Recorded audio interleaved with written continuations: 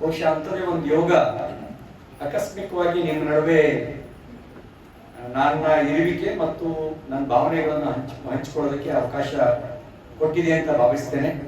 ನಾನು ಆ ಯೋಗಕ್ಕೆ ಕೃತಜ್ಞತೆಗಳನ್ನು ಸಲ್ಲಿಸ್ತೇನೆ. ಕೆಲವು ಕಾಲ ಕರ್ನಾಟಕ ಸರ್ಕಾರದಲ್ಲಿ ಕನ್ನಡ ಸಂಸ್ಕೃತಿ ಸಚಿವನಾಗಿ ಕೆಲಸ ಮಾಡುವಂತ ಒಂದು ಅವಕಾಶ ನನಗೆ ಒದಗಿ ಬಂದಿತ್ತು.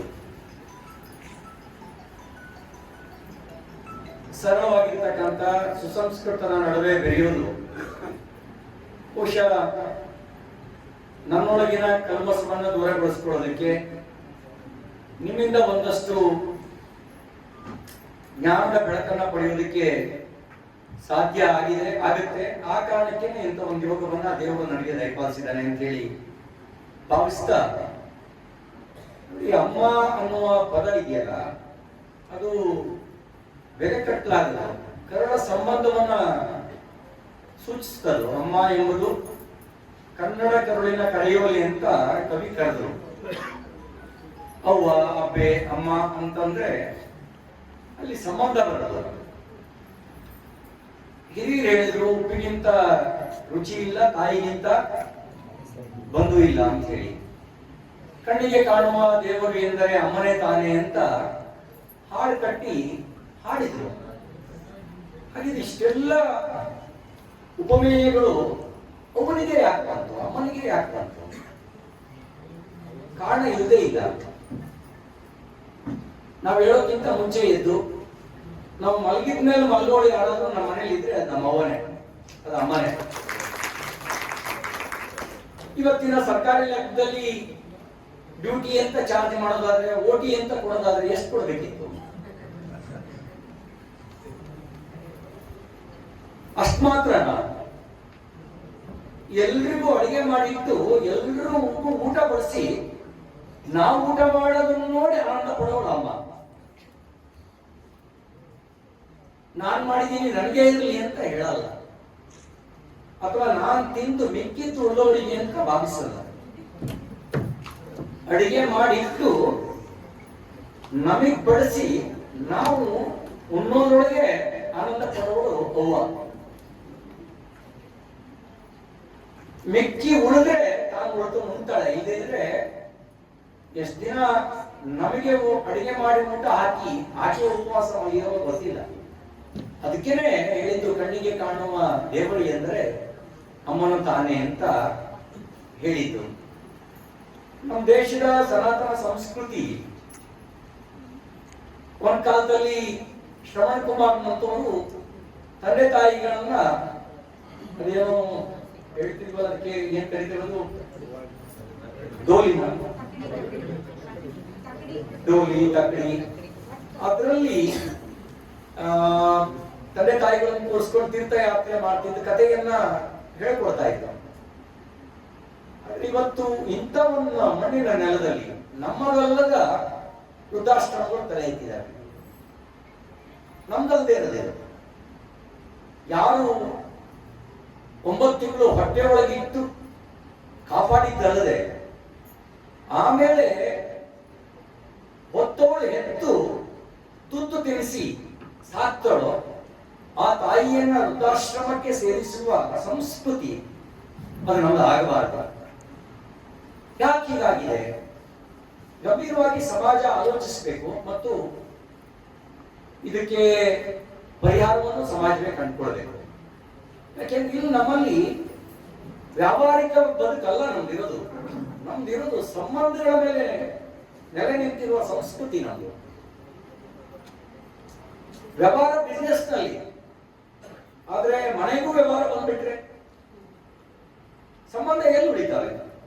ಹಾಗಾಗಿ ಸಂಬಂಧ ಉಳಿಸಿದ್ರೆ ಮಾತ್ರ ಮನೆತನಗಳು ಉಳಿತವೆ, ಮನೆತನಗಳು ಗಟ್ಟಿ ಆಗ್ತವೆ. ಅವ್ವ ಅನ್ನೋದು ಆ ಸಂಬಂಧವನ್ನ ಕಟ್ಟಿಕೊಟ್ಟು ಸಂಸ್ಕೃತಿಯನ್ನ ಬೆಳೆಸಿತು. ಮನೆಯ ಮೊದಲ ಪಾಠಶಾಲೆ ಜನನಿ ತಾನೇ ಮೊದಲ ಗುರು. ಜನನಿಯಿಂದ ಪಾಠ ಕಲಿತ ಜನರೇ ದನಿಯರು ಅಂತ ಹೇಳಿದ್ರು. ಮೊದಲ ಗುರು ಯಾರಪ್ಪ ಅಂದ್ರೆ ಮನೆಯಲ್ಲಿ ಅದು ಅವ್ವನೇ ಮೊದಲ ಗುರು.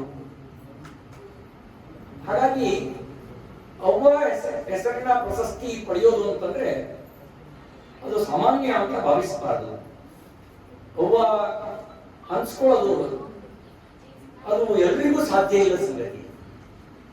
ಇನ್ನು ಕೆಲವರು ಎಲ್ಲರ ಮಕ್ಕಳಿಗೂ ತಾಯ್ತನವನ್ನು ಕೊಡ್ತಾರೆ. ಯಾಕೆ ದೊಡ್ಡವ್ವ ತನ್ನ ಮಕ್ಕಳನ್ನು ಮಾತ್ರ ಮಕ್ಕಳು ಅಂತ ಭಾವಿಸೋಳು ಅವ್ವ, ಆದ್ರೆ ಉಳಿದ ಮಕ್ಕಳನ್ನು ತನ್ನ ಮಕ್ಕಳಂತೆ ಭಾವಿಸೋಳು ದೊಡ್ಡವ್ವ.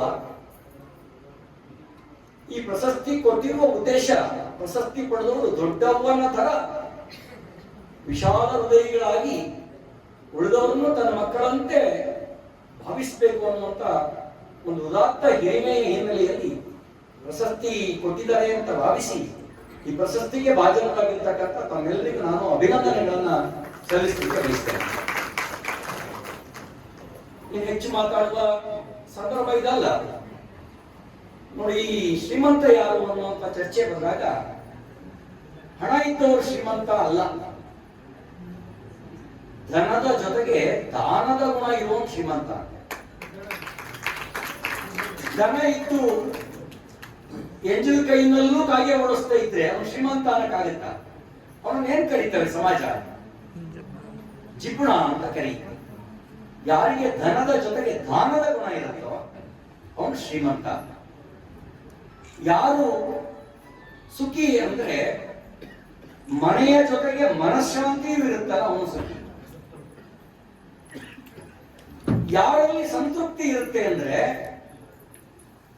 ಹಾಸಿಗೆಯ ಜೊತೆಗೆ ನಿದ್ದೆಯೂ ಇದ್ದಲ್ಲಿ ಮಾತ್ರ ಅವನಿಗೆ ಸಂತೃಪ್ತಿ ಇದೆ ಅಂತ.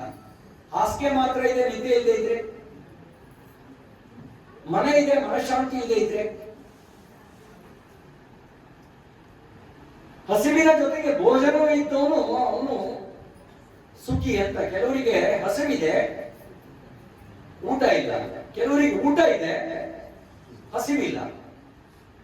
ಕೆಲವರು ಹಸಿವಿಗಾಗಿ ಮಾತ್ರೆ ತಗೊಳ್ತಾರೆ, ಕೆಲವರಿಗೆ ಅಸಾಧಾರಣ ಹಸಿವಿದೆ, ಅವರಿಗೆ ಊಟ ಇಲ್ಲ. ಯಾರಿಗೆ ಹಸಿವಿನ ಜೊತೆಗೆ ಭೋಜನವೂ ಇರುತ್ತೆ ಅವನಷ್ಟು ಸುಖಿ ಇನ್ಯಾರು ಜಗತ್ತಿನಲ್ಲಿ ಇಲ್ಲ. ಮನೆಯ ಜೊತೆಗೆ ಯಾರಿಗೆ ಮನಃಶಾಂತಿ ಇರುತ್ತೆ ಅವನಷ್ಟು ಸುಖಿ ಜಗತ್ತಿನಲ್ಲಿ ಇನ್ಯಾರು ಇಲ್ಲ. ಯಾರಿಗೆ ಧನದ ಜೊತೆಗೆ ದಾನದ ಗುಣ ಇರುತ್ತೆ ಅವನಂತೂ ಶ್ರೀಮಂತ ಇನ್ಯಾರು ಇಲ್ಲ. ನಮ್ಮೆಲ್ಲರಿಗೂ ಧನವೂ ಪ್ರಾಪ್ತಿಯಾಗಲಿ, ದಾನದ ಗುಣವೂ ಬರಲಿ. ನಾವು ಏಕಾಂಗಿ ಅಲ್ಲ. ಏಕಾಂಗಿಯಾಗಿ ಬದುಕೋದು, ತನ್ನ ಸುಖವನ್ನಷ್ಟೇ ಬಯಸೋದು ಭಾರತದ ನೆಲದ ಸಂಸ್ಕೃತಿ ಅಲ್ಲ. ಭಾರತದ ಸನಾತನ ಸಂಸ್ಕೃತಿ ಸುಖ ಬಂದಾಗ ಎಲ್ರಿಗೂ ಹಂಚು, ಕಷ್ಟ ಬಂದಾಗ ಅದನ್ನು ಹಂಚು ಅಂತ ಹೇಳಿಲ್ಲ. ಕಷ್ಟ ಬಂದಾಗ ಆ ಕಷ್ಟವನ್ನ ಸಹಿಸು, ಸುಖ ಬಂದಾಗ ಆ ಸುಖವನ್ನು ಎಲ್ಲರಿಗೂ ಹಂಚು ಅಂತ ಹೇಳಿದ ನೆಲದ ಸಂಸ್ಕೃತಿಯಲ್ಲಿ ನಾವು ಹುಟ್ಟಿದ್ದೇವೆ. ಆ ನೆಲದ ಸಂಸ್ಕೃತಿಯ ಗುಣ ಎಲ್ಲರ ಮನ ಮತ್ತು ಮನೆಯನ್ನ ಬೆಳಗಲಿ. ಕೊನೆಯದಾಗಿ ಒಂದು ಮಾತು. ಇತ್ತೀಚೆಗೆ ಮಹಾರಾಷ್ಟ್ರ ಚುನಾವಣೆಯಲ್ಲಿ ಒಂದು ವಿಷಯ ಚರ್ಚೆಗೆ ಬಂತು. ಏಕೈತು ಸೇಫ್ ಬೈ ಅಂತ. ರಾಷ್ಟ್ರಕ್ಕೆ ಅದು ಅನ್ವಯ ಆಗಿದೆ. ನಾವೆಲ್ಲರೂ ಇಡೀ ಭಾರತೀಯರು ಒಂದಾಗಿ ನಿಂತರೆ ಭಾರತ ಜಗತ್ತಿನ ಎದುರುಗಡೆ ಸುರಕ್ಷಿತವಾಗಿರುತ್ತೆ. ಭಾರತ ಜಗತ್ತಿನ ವಿಶ್ವಗುರುವಾಗಿ ಜಗತ್ತಿಗೆ ಮಾರ್ಗದರ್ಶನ ಮಾಡುತ್ತೆ. ನಾವು ಬಾಸ್ ಆಗ್ಬೇಕು ಅಂತ ಬಯಸಿಲ್ಲ. ಅಮೆರಿಕ ದೊಡ್ಡಣ್ಣ, ಅದು ಬಾಸ್ ಅಂತ ಭಾವಿಸುತ್ತೆ. ಬಾಸ್ ಅಂದ್ರೆ ನಾನು ಎಲ್ಲರಿಗಿಂತ ಸುಪ್ರೀಂ ಅಂತ. ಭಾರತ ಮಾತ್ರ ಬಾಸ್ ಆಗ್ಬೇಕು ಅಂತ ಬಯಸೋದಿಲ್ಲ, ಗುರು ಆಗಬೇಕು ಅಂತ ಬಯಸುತ್ತೆ. ಗುರು